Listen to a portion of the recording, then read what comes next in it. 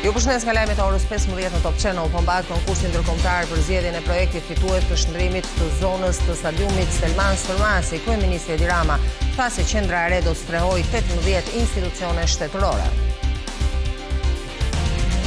Kryeministri Edi Rama në takimin inaugurues të Komitetit Përbashkët Konsultativ tha se Shqipëria po kalon momentin më unik në historinë e saj. Vendi ynë ka mundësinë të hapë të gjithë grup kapituj për negociatat brenda vitit 2025. Sali Berisha ka prezantuar sot programin e Partisë Demokratike për pensionistët. Ai premtoi që pensionet të mos jenë nëm 200 euro, kompensim të TVSH-s dhe analiza falas 2 herë në vit, por duke anulluar check-upin. Një 15 vjeçar nga Vlora shoqëruar nga policia pasi ishte autori i ndërhyrjeve kompjuterike në institucione të rëndësishme si Shisha apo Parlamenti. Ai përket spektrit autik dhe po hetohet nëse ka persona të tjerë të përfshirë. Tregjet globale të aksioneve janë pikjat për të dytën ditë radhazi pas tarifave që Donald Trump i vuri botës. Me humbje të madhe u mbyllën edhe tregjet amerikane të aksioneve, por presidenti thotë se gjithçka shkon shumë mirë ndërsa pret lulëzimin e ekonomisë.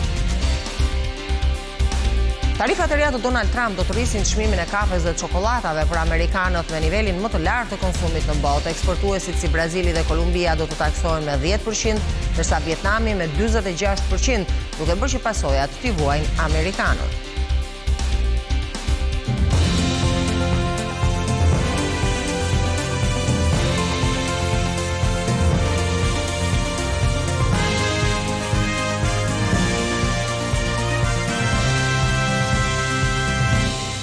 Ndalemi më gjërësisht me zhvillimet e ditës. Në një konkurs ndërkombëtar në Tiranë, po zgjidhet projekti fitues i shndrimit të zonës së stadiumit Selman Stërmasi. Kryeministri Edi Rama tha se qendra e re do të strehojë edhe 18 institucione shtetërore.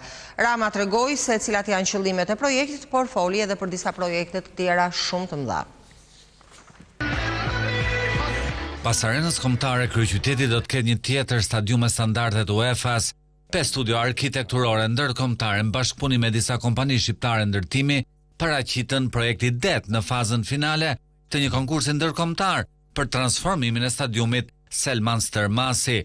Këto pamje tregojnë projektet e propozuara ku krah stadiumit parashikohet transformimi i zonës me synimin final krijimin e një qendre të re për Tiranën. Stadiumi ndërtuar disa dekada më parë do të rikthehet me të tjera standarde ndërkombëtare, por edhe gjithë zona përreth tij do të shndrohet. Kryeministri Edi Rama, i cili mori pjesë në hapjen e fazës finale të konkursit ndërkombëtar, tregoi detajet nga projekti. Tani vjen radha stadiumit Selman Stërmasi, edhe ky sipas kërkesës së bërë për studiot është në fakt një tjetër bërtham për një qendër të re urbane. Kryeministri, krahas transformimit të Selman Stërmasit, foli edhe për disa projekte të tjera në këtë zonë të kryeqytetit dhe ato në qytetin e Durrësit. Duhet përmend këtu edhe disa procese të tjera të filluara, procesi për ndërtimin e qendrës së re administrative pranë stadiumit Selman Stërmasi, që do të akomodojë 18 institucione, procesi për ndërtimin e godinës së re të kadastrës, e domosdoshme për shumë arsye që janë të lidhura me konsolidimin e gjithë procesit të punës së kadastrës, biblioteka e re kombëtare, një konkurs që do të shpallet së shpejti për sa i përket zhvillimit privat në funksion të investimit në bibliotekën e re kombëtare, ndërkohë që po punohet dhe është në kantier Akademia e re e futbollit, Akademia e Manchester Cityt në Durrës. Së shpejti do të fillojmë dhe Akademinë e Rafa Nadalit po në Durrës dhe agjencia është në diskutime me NBA-n, NBA-n për Akademinë e NBA-t po në Durrës, ku duam të krijojmë një destinacion akademish sportive. AIC-ja do të shpalli dhe proceset për ndërtimin e një sistemi të ri parkimesh në kryeqytet dhe në Bregdet, një sistem i ri parkimesh ku ne do të përfshijmë të gjithë arkitektët ndërkombëtar që janë pjesë tani më e përditshmërisë tonë dhe që janë një rrjet i jashtëzakonshëm.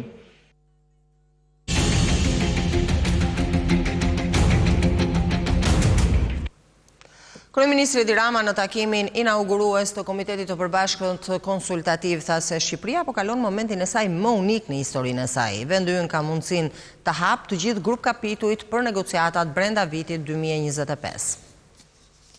Në takimin e Komitetit të Përbashkët Konsultativ me Komitetin Ekonomik dhe Social të Bashkimit Evropian, Kryeministri Edi Rama u shpreh se po jetojmë një moment në kohë kur Brukseli dhe Bashkimi Evropian na kanë surprizuar me vullnetin e tyre mjaft të fortë dhe gatishmërinë mjaft të qartë për të na marrë brenda bllokut.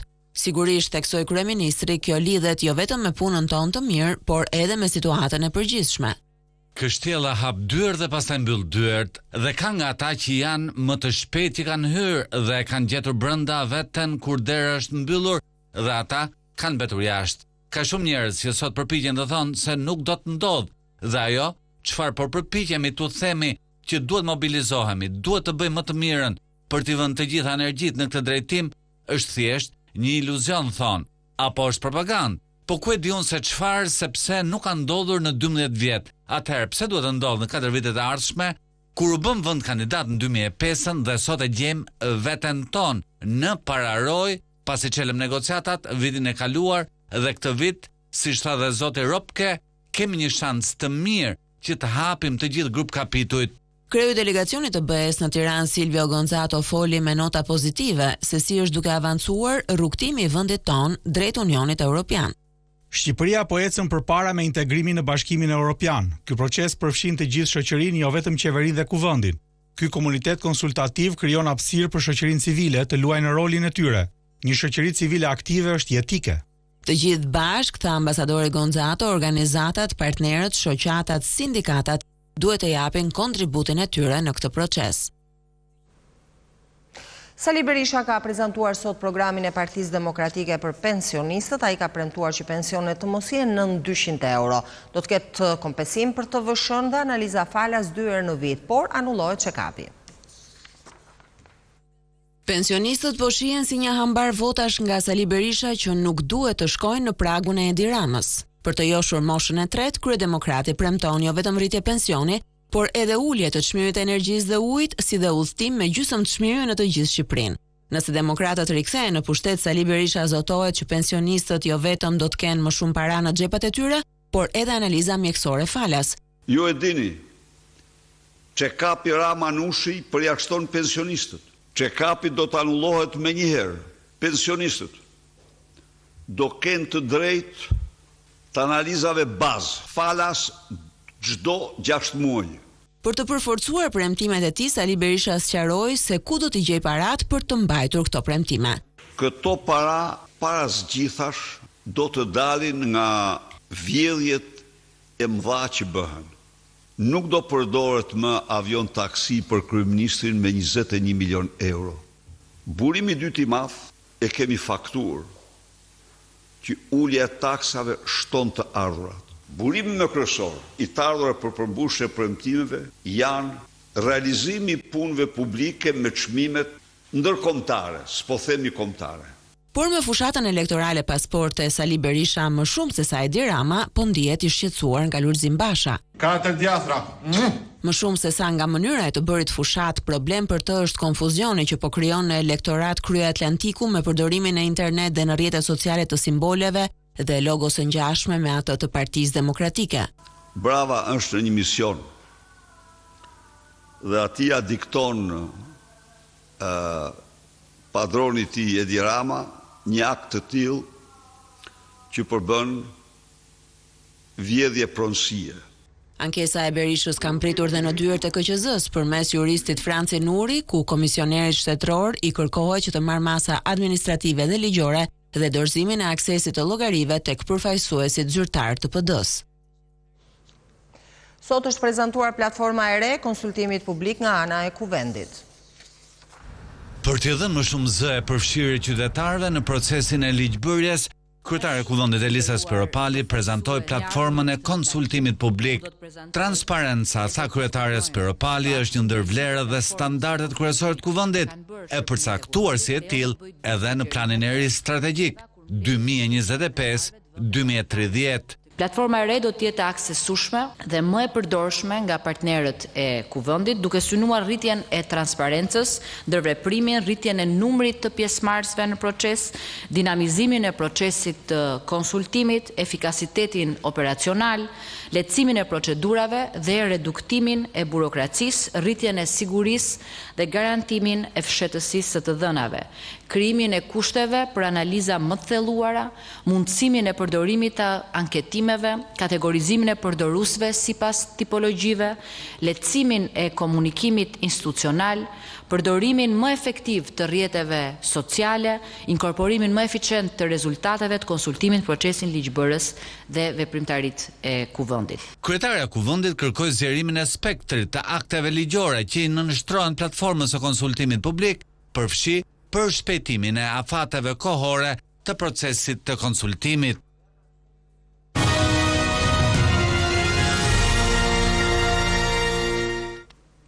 Në bankat shqiptare janë rreth 2.8 milion llogari bankare, por më shumë se 1/3 e tyre janë bosh dhe kanë deri në 100 lek, ndërsa vetëm 4.5% arrin të kursejnë.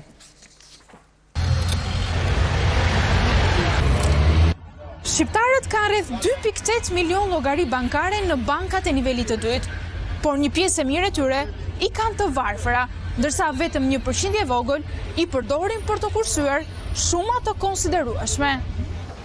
Individët i kanë të ruajtur aparatet e tyre në 11 banka në vend dhe 9 shoqëri kursim krediti, por raporti vjetor i Agjencisë së Sigurimit të Depozitave thotë se 1/3 e llogarive janë bosh, ndërsa pjesën më të madhe e zën depozituesit e vegjël, duke lënë kështu të kuptohet që individët kryesisht nuk kanë lek në llogaritë e tyre, ose kanë jo më shumë se 2.5 milion lek. Sipas Agjencisë së Sigurimit të Depozitave, janë 1.27 trilion lek në 2.8 milion llogari bankare, ku konkretisht nga 0 deri në 100 lek, ose thënë ndryshe llogari bosh, janë gjithsej 34.1%, ndërsa 61% e këtyre llogarive kanë vlera deri në 2.5 milion lek, dhe mbi 2.5 milion përbëjnë rreth 4.5% të totalit të llogarive bankare. Në kontrast, një përqindje shumë e vogël e depozituesve zotërojnë më shumë se gjysmën e kursimeve në banka. Janë 125.875 depozitues individ, kursimet e të cilëve janë më të mëdha se sa 2.5 milion lek, me një rritje prej 5.2% në raport me vitin 2023. Në total, shuma e depozitave të tyre arrin vlerën e 739.5 miliard lekëve. Ndikimin më të madh në rritjen vjetore prej 5.6% të depozitave të sigurueshme të individëve e kanë dhënë depozitat në lek, të cilat shënuan një rritje vjetore prej 7.3%, ndërsa ato në euro, të shprehura në kundërvlerën në lek, arritën shumën prej 584.6 miliard lekësh, duke shënuar një rritje vjetore në vlerë prej 23 miliard lek, ose në përqindje 4.1%.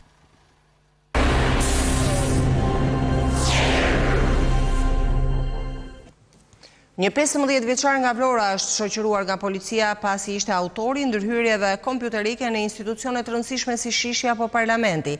Ai përket spektrit autik dhe pohetohet nëse ka persona të tjerë të përfshirë.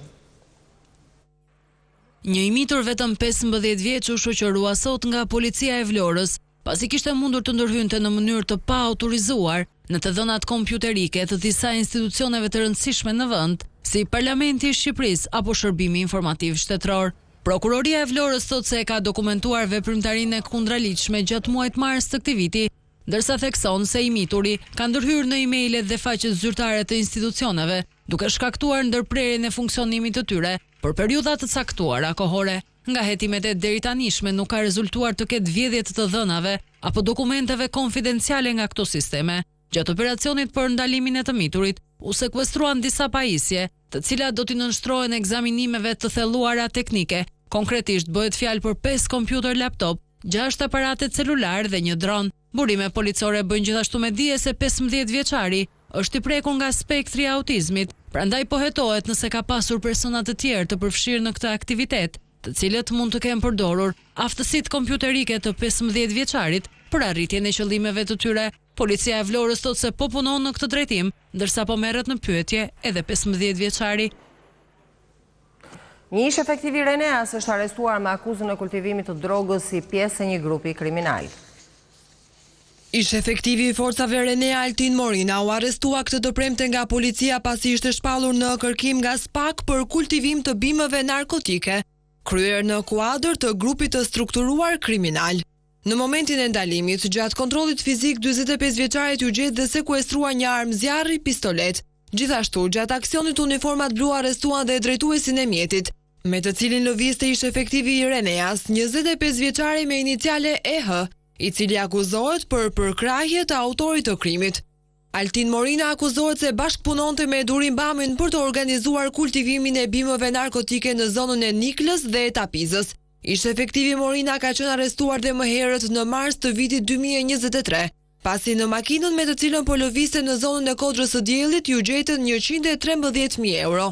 Në prill të atij viti u lirua nga gjykata e Tiranës dhe u la me detyrim paraqitje, pasi paraqiti në gjykat faturën që tregonte se ja kishte marrë paratë një biznesmeni për problemet e tij personale. Emriti doli sërish në skenë në maj të vitit 2024 në kuadër të operacionit Revanshi, ku ish efektivi i Reneas u shpall në kërkim si implifikuar në trafikun e drogës. Nga operacioni u goditën 7 grupe kriminale dhe u lëshuan 50 urdhër arreste. 4 persona, 3 prej të cilëve vëllezër janë arrestuar. Një person shpallur në kërkim dhe një tjetër u procedua në gjendje të lirë pas sherrit masiv të ndodhur dje në plazhin e Durrësit. Policia ka arrestuar në flagrancë Altin Kracin, 42 vjeç, Edison Kraci, 36 vjeç, Robert Kraci, 32 vjeç, për veprën penale plagosje lehtë e kryer me dashje dhe kryer gjithashtu në bashkëpunim. Po ashtu është arrestuar Agim Hasan Belliu, 22 vjeç, për veprat penale plagosje lehtë me dashje kryer në bashkëpunim. Deklarimi rrem dhe veprime që pengojnë zbulimin e së vërtetës. Sherri masiv ka ndodhur rreth orës 18:50 të sejentes, kur një Audi me targa gjermane ku ndodhe një familje shqiptare emigrantësh, e drejtuar nga bujar Hasan Belliu, është përplasur me një Volkswagen me targa shqiptare, i drejtuar nga Altin Kraci. Situata ka dalë jashtë kontrollit dhe në sherr janë përfshirë edhe vëllezërit e Altin Kracit, të gjithë të arrestuar, por edhe bujar Hasan Belliu dhe Agim Hasan Belliu. Në kërkim është shpallur bujar Hasan Belliu, i cili pësoi fraktura në hund dhe plag në vesh, ndërkohë që Agim Hasan Belliu u procedua në gjendje të lirë pasi nuk ka bashkëpunuar me autoritetet dhe ka dhënë deklarime të rreme. Po ashtu po hetohet edhe pronari i një lokali në zonë që dyshohet se ka fshehur kamerat që filmuan sherrin për të penguar hetimin.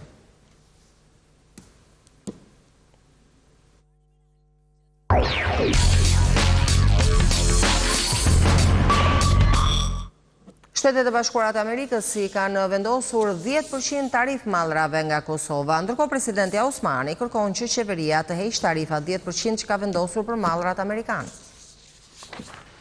Tarifa prej 10% që kanë vendosur Shtetet e Bashkuara të Amerikës ndaj Kosovës ka përplasur institucionet kryesore të vendit. Presidenti Vjosa Osmani ka kërkuar nga qeveria të largojë masën, po ashtu prej 10% që Kosova ka ndaj produkteve me origjinë amerikane. Më shumë se një lëvizje ekonomike, ky është një objektiv i politikës së jashtme, duke riafirmuar përkushtimin tonë të qëndrueshëm ndaj aleancës Kosovë-SBA, ka shkruar Osmani. Një përgjigje ndaj kërkesës së presidentës e ka pasur edhe ministri i punës, financave dhe transfereve Kuran Murati, i cili ka thënë se qeveria është duke e shqyrtuar tashmë mundësinë e heqjes së barierave tarifore për produktet nga Shtetet e Bashkuara të Amerikës. Murati ka shtuar se ka pasur diskutime me përfaqësues amerikan për tregti të lirë mes Kosovës dhe SBA-s. Kjo mund të arrihet përmes një marrëveshje për tregti të lirë që do të shërbente edhe si një shkallë shtesë drejt ngritjes e forcimit të marrëdhënieve të forta që tashmë kemi, ka shkruar Murati, i cili po ashtu ka kritikuar presidentën Osmani për trajtimin publik të kësaj teme. Heqjen e barierave tarifore për produktet amerikane e kërkojnë edhe oda ekonomike amerikane në Kosovë, të cilët konsiderojnë se një lëvizje e tillë do t'i shërbente forcimit të partneritetit me SBA-t. Thirrja jonë drejtuar institucioneve të Republikës Kosovës që të shqyrtojnë vendosjen e një aranxhimi të njëanshëm preferencial tregtar, i cili shfuqizon tarifën doganore prej 10% për produktet amerikane. Domethënë, Kosova nuk ka partner më të rëndësishëm strategjik se sa Shtetet e Bashkuara të Amerikës.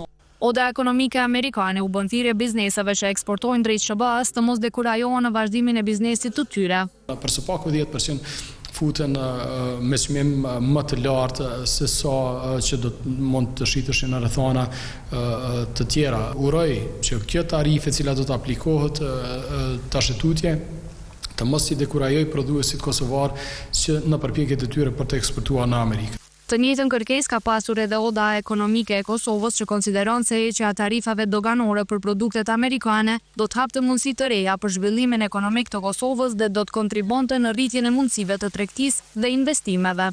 Për Top Channel, Leonita Bajrami, Prishtinë.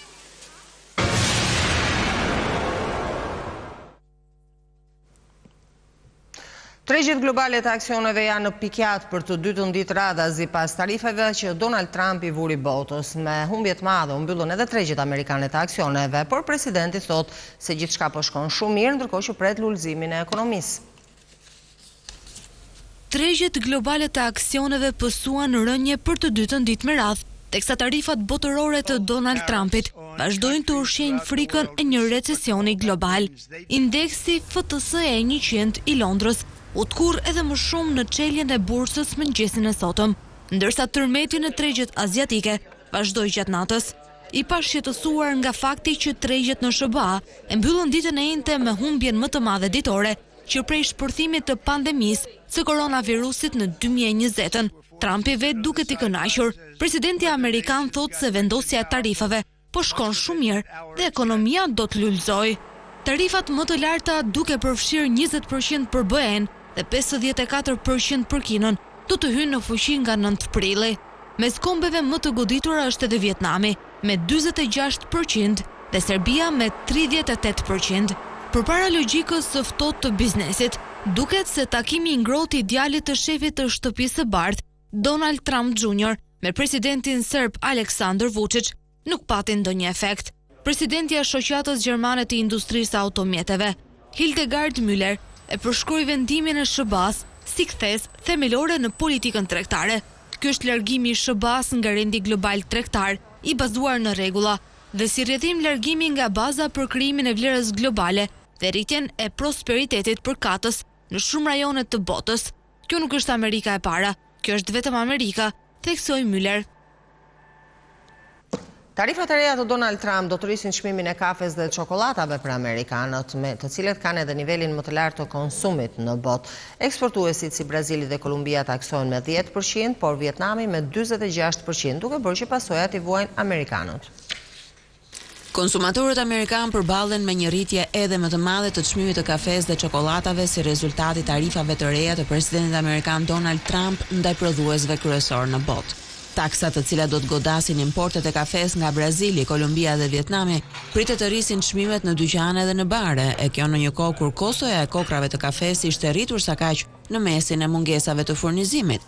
Shtetet e Bashkuara importojnë pjesën më të madhe të kafes nga Kolumbia dhe Brazili, prodhuesit më të mëdhenj në botë të kafes arabike të cilësisë së lartë, por që tani i nënshtrohet tarifave prej 10% sipas masave të reja. Edhe më drastike janë tarifat mbi kafen nga Vietnami, një tjetër eksportues kyç ky në SBA dhe kombi Azis Juglindore, që konsiderohet si prodhuesi kryesor në botë i kafes më të lirë robusta, e përdorur kryesisht për atë që njihet si kafeja e çastit.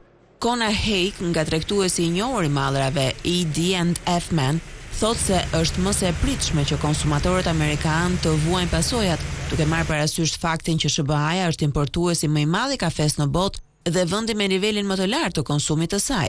Tarifat do të rrisin menjëherë koston e kafes së gjelbërt për pjekësit dhe kjo në mënyrë të pashmangshme do t'i përcillet konsumatorëve, thot ekspertja, që kujton se kakao dhe kafeja nuk janë si makinat, për të cilat Trumpi po përpiqet të inkurajojë më shumë prodhimin vendas. SBA-ja thjesht nuk e ka mundësinë t'i prodhojë vetë këto produkte, nënvizoi Hake. Kompanitë e kafes në mbar botën janë goditur sa kaq nga çmimi rekord të saj për shkak të kushteve të pafavorshme të motit në shumë rajone të globit, përfshirë Brazilin. E në Bruksel në samitin e NATO-s po merret frym lirish, kreu i diplomacisë amerikane Marco Rubio i ka qetësuar aleatët kur tha se Amerika nuk do të tërhiqet nga Aleanca e Atlantikut të Veriut, por do të luftojë për ta bërë më të fortë atë. 46%, they would charge us 46%. Në mesin e kaosit që kanë ngjallur tarifat e Donald Trumpit për mallrat nga Europa, shefi i diplomacisë amerikane Marco Rubio u përpoq të siguronte antarët e NATO-s se Amerika i qëndron besnike aleatëve të saj. SBA-ja është e përkushtuar ndaj NATO-s dhe kjo nuk ka ndryshuar, tha Rubio në Bruksel, ku janë mbledhur për një takim dytitor që nisi të njëjtën krerët e departamenteve të 32 vendeve antare. Ne do të mbetemi në NATO. Histeria dhe egzagjerimi që keni parë në mediat ndërkombëtare dhe në disa media amerikane për këtë çështje janë të pajustifikuara, por ne duam që NATO të jetë më e fortë. Rubio theksoi në të njëjtën kohë se NATO-ja duhet të forcojë aftësinë e saj për të përgatitur për kërcënimet ekzistuese. Për këtë qëllim, konsideron të përshtatshme shpenzimet e mbrojtjes në masën 5% të prodhimit të brendshëm bruto, edhe pse e pranoi se edhe SBA-ja vet nuk e ka arritur ende këtë objektiv. E vetmja mënyrë për ta bërë këtë është që partnerët tanë ta kenë më shumë aftësi. Ne duam që NATO të jetë më e fortë. Ne duam që NATO të jetë më efikase. Dhe e vetmja mënyrë që NATO të jetë më e fortë dhe më efektive është që partnerët tanë të kenë më shumë aftësi. Fillimi i takimit dyditor të ministrave të jashtëm të NATO-s u ersua nga tarifat e importit të vendosura nga Washingtoni për mallrat ndër të tjera edhe nga Europa. Ministri i jashtëm i Luksemburgut, Javier Bettel, foli për një moment të së vërtetës, i cili do të tregonte nëse SBA-ja do të donte ende të kishte të bënte me Europën. Muajt e fundit Trumpi e ka vënë vazhdimisht në pikpyetje klauzolën e mbrojtjes reciproke të NATO-s dhe ka kërkuar që partnerët e aleancës të rrisin buxhetet e tyre të mbrojtjes në nivelin 5% të PBB-s përkatëse. Ishtë dhënë sot lamtumira e fundit Margarita Xhepës, ikonës së kinematografisë shqiptare, e cila u shua një ditë më parë në moshën 91 vjeçare pas disa problemeve pulmonare. Homazhet u zhvillua në hollin e Teatrit Kombëtar të Operës dhe Baletit.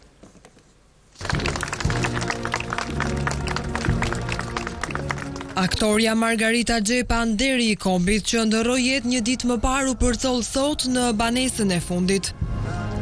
Për 3 orë në hollin e Teatrit Kombëtar të Operës dhe Baletit u mbajtën homazhet në nder të ikonës së kinematografisë, në praninë e familjarëve, miqve, kolegëve dhe qytetarëve të shumt. Ndriçim Xhepa që ndoqi hapat e sëmës në skenë kujton dashurinë që Margarita pati për artin deri në muajt e fundit kur sëmundja e gjunjëzoi. Punoi me shumë me tepër do thoya dashuri, pasion, në lloj këmbulje kështu që vetëm njerëz që e kanë shumë brenda profesionin e tyre mund të arrijnë. Them se e mbyllin ndoshta ashtu siç e desh dhe Zoti që roli i fundit që bërim, sikur përkoi edhe me jetën ashtu siç erdhi dhe finalja e mbylljes së jetës saj. Mes dhimbjes, lotëve dhe mirënjohjes, artistët nderuan mbretëreshën e teatrit. Për mua ka qenë njëri madhnushëm edhe për popullin. Ja kjo zoja këtu. I gjithë rrugtimi i saj i adhurueshëm profesional krijoi imazhin e gruas në të gjitha dimensionet, si vajzë, si nën. Bukuri e rrallë në pikpamjen e talentit, të bukurisë shpirtërore, edhe të bukurisë fizike që u bë simbol i epokës së saj. Çdo ditëlindje i këndoja këngën Happy Birthday to you, Happy Birthday shumurime për ty Margarita dhe këtë radhë. Mua më ngushtua goja, nuk e thash më këtë gjë. Kam qenë adoleshent dhe oferia me Naim Frashi. Adoleshent, shkolla. U dashurova. Mbetej i dashuruar edhe sot. Që gjithë shqiptaria dritëronte kur e shikonte Margaritën, ajo kishte një thjeshtësi me të cilën të shoqëronte në kafe, të shoqëronte në shfaqje, të shoqëronte në bisedat në tavolinë, përpiqej të jepte këshilla të vyera. Me buza gas ishte me njerëzit dhe me buza gas iku dhe në atë botë. Ajo të prehet e qetë, sepse rrugën e saj do të vazhdoj qimi me shokët e tij.